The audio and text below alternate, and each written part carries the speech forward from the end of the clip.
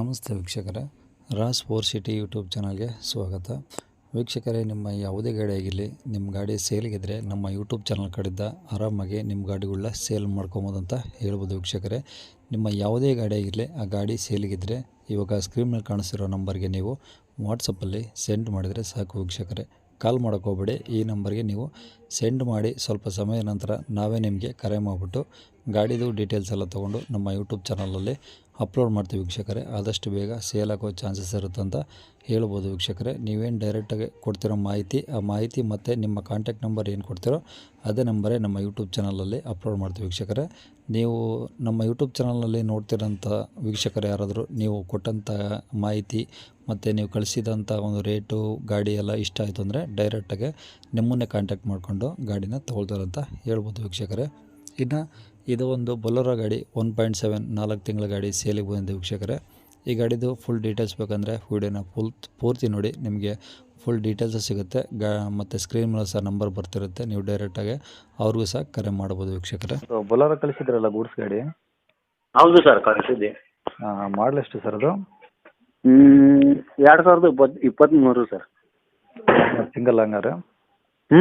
Single owner sir. Okay sir, ಎಷ್ಟು ಹೊಡಿದೆ ಗಾಡಿ?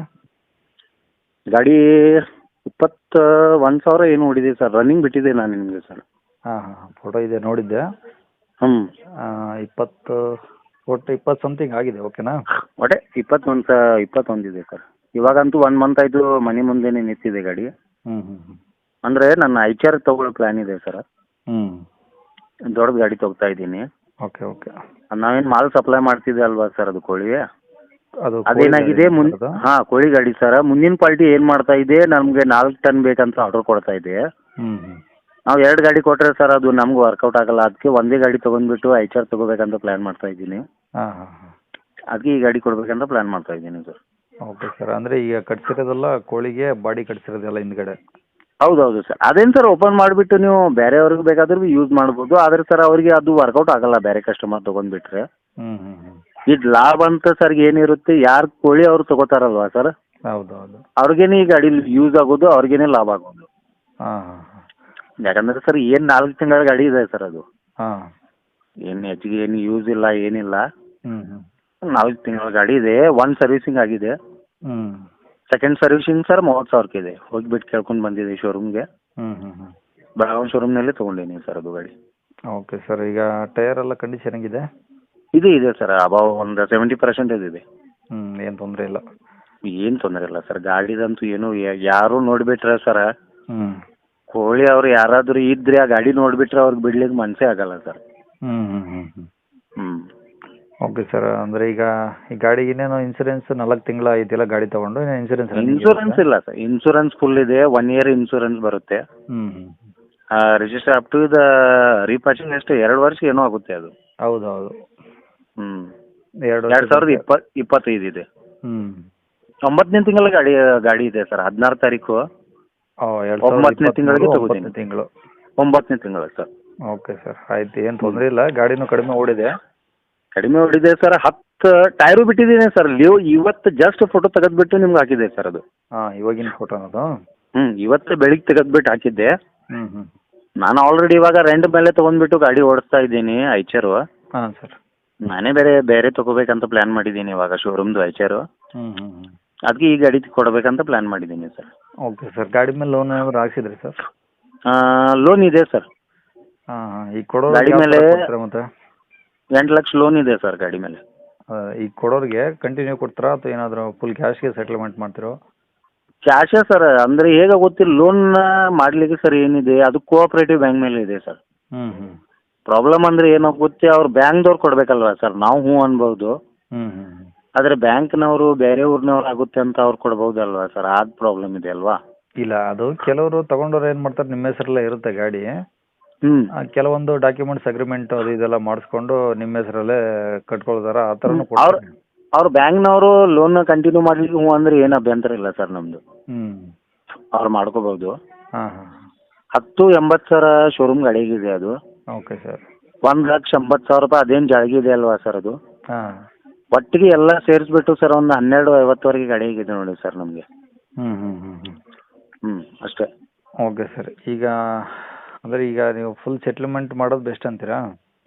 Settlement sir ಆದಷ್ಟು ತೊಗೊಂಡವ್ರಿಗೂ ಸೇಫ್ ಇರುತ್ತೆ. ಮತ್ತೊಂದು ಸರ್ ತೊಗೊಂಡವ್ರಿಗೆ ಏನು ಲಾಭ ಇದೆ ಸರ್, ಅವ್ರು ಎಲ್ಲೂ ಹೋಗ್ಬಿಟ್ಟು ತಮ್ಮ ಹೆಸರು ಮೇಲೆ ಮಾಡ್ಕೊಂಡ್ಬಿಟ್ಟು ಹ್ಞೂ ಆ ಆರ್ ಸಿ ಓದ್ಬಿಟ್ಟು ಇಟ್ಬಿಟ್ರೆ ಸರ್ ಅವ್ರಿಗೆ ಕಣ್ಣು ಮುಚ್ಚಿಬಿಟ್ಟು ಯಾರು ಬೇಕಾದವ್ರು ಬ್ಯಾಂಕ್ನವರು 7,500 ಸರ್ 8 ಲಕ್ಷ ರೂಪಾಯಿ ಲೋನ್ ಕೊಡ್ತಾರೆ.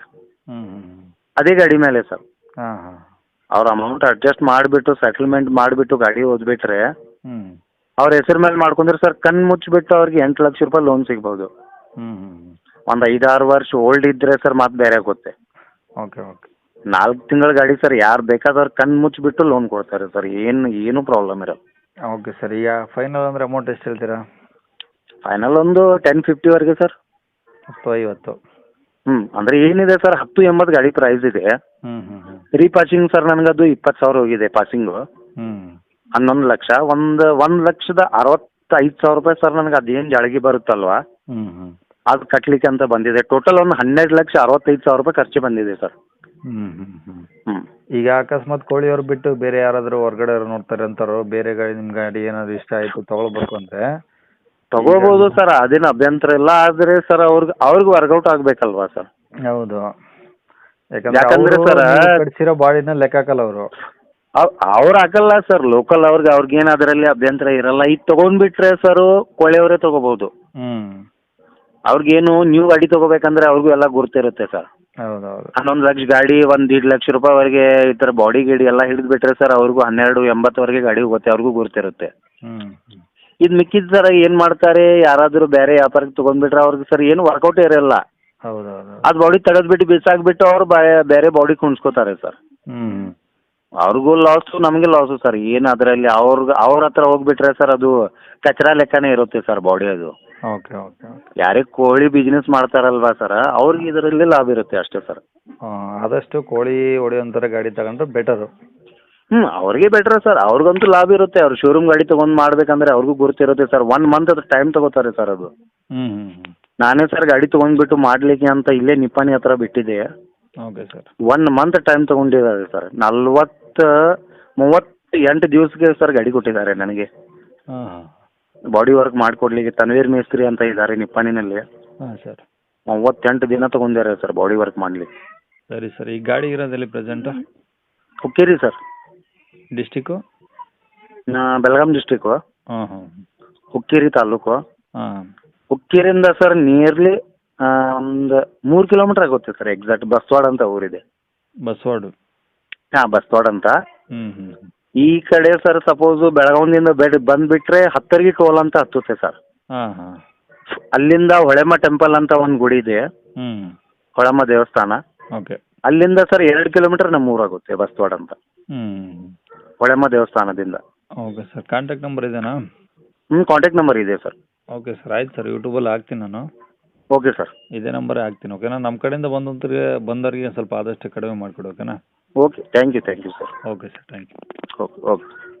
ಕೇಳಿಸ್ಕೊಂಡಲ್ಲ ವೀಕ್ಷಕರೇ, ಇದಿಷ್ಟು ಈ ಗಾಡಿ ಬಗ್ಗೆ ಗಾಡಿ ಓನರ್ ಮಾಹಿತಿ ಕೊಟ್ಟಿದ್ದಾರೆ. ನಿಮ್ಗೆ ಇನ್ನೂ ಏನಾದರೂ ಹೆಚ್ಚಿನ ಮಾಹಿತಿ ಬೇಕು ಅಂದರೆ ನೀವು ಸ್ಕ್ರೀನ್ ಮೇಲೆ ಕಾಣಿಸ್ತಿರೋ ಮೊಬೈಲ್ ನಂಬರ್ಗೆ ಕಾಲ್ ಮಾಡಿದರೆ ಡೈರೆಕ್ಟಾಗಿ ಅದು ಗಾಡಿ ಓನರ್ ನಂಬರ್ ಆಗಿರುತ್ತೆ. ನಿಮ್ದೇನೇ ಡೌಟ್ಸ್ ಇದ್ರೂ ಅವ್ರ ಕಡೆಯಿಂದನೇ ನೀವು ಕ್ಲಿಯರ್ ಮಾಡ್ಕೊಬೋದು ಅಂತ ಹೇಳ್ಬೋದು ವೀಕ್ಷಕರೇ.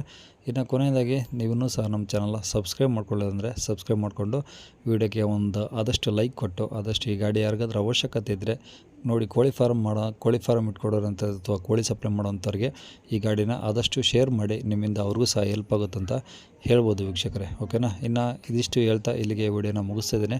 ಥ್ಯಾಂಕ್ ಯು ವೀಕ್ಷಕರೇ. ಹಾಗೆ ನಿಮ್ಮದು ಯಾವ್ದಾದ್ರು ಗಾಡಿ ಸೇಲಿಗಿದ್ರೂ ನಮ್ಮ ಯೂಟ್ಯೂಬ್ ಚಾನಲ್ ವಾಟ್ಸಪ್ ಸಂಖ್ಯೆಗೆ ಕಳಿಸೋದನ್ನು ಮರಿಬೇಡಿ ವೀಕ್ಷಕರೇ.